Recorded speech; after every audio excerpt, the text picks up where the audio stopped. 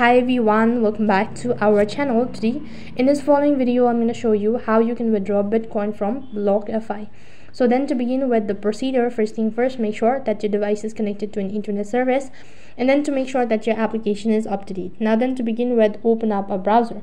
In my case, I'm using a browser, so all I need to do is just type in blockfi.com, and this is going to take me to the official web. So click the login button and then enter in your credential and log in into your account. Once logged in, it's going to take you to the home page. Right on this page, tap the travel bar icon from the top, and after that a drop down menu appears. From the list, you need to go and select profile settings. As soon as you click on profile settings, this is going to take you to the interface that looks something like this. Now first of all, you need to tap the withdraw button.